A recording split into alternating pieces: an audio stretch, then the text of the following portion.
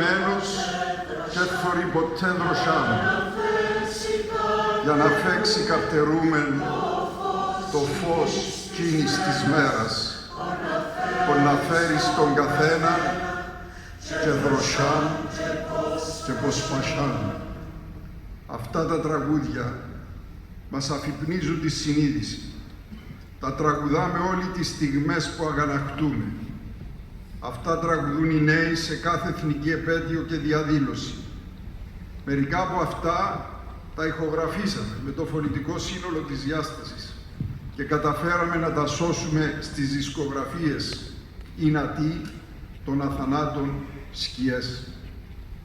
Σε όλα αυτά, μπροστάρης ο Γιώργος Νταλάρας, αυτός ο μεγάλος καλλιτέχνης και πιστός φίλος του Λάγιου, που υποστήριξε εμάς τους ερασιτέχνες που ταχτήκαμε να υπηρετούμε την πατρίδα μέσα από τον πολιτισμό. Με τον Γιώργο Νταλάρα και τα τραγούδια του Λάγιου, του Χριστοδουλίδη, του Τόκα στις αποσκευές μας, γυρίσαμε τον κόσμο, στέλνοντας το μήνυμα ότι κι ένας μικρός λαός έχει δικαίωμα να υπάρχει. Ο Νταλάρας στάθηκε δίπλα του μέχρι το τέλος. Τραγούδισε τα πιο σημαντικά του έργα και τον αποχαιρέτησε με αυτά τα λόγια.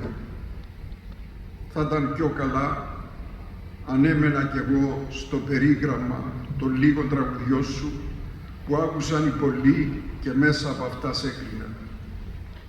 Θα ήταν πιο καλά αν δεν είχα νιώσει την αγωνία της μοναχικής σου περιπλάνησης σε δρόμους αυτογνωσίας και πληρότητας, μακριά από την μετριότητα των καιρών.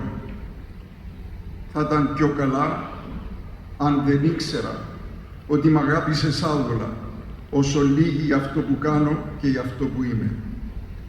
Θα ήταν πιο καλά να μη σ' είχα ακούσει να τραγουδάς τα τελευταία σου τραγούδια με αυτή τη σπαραχτική φωνή που δεν λέει να φύγει από τα αυτιά μου.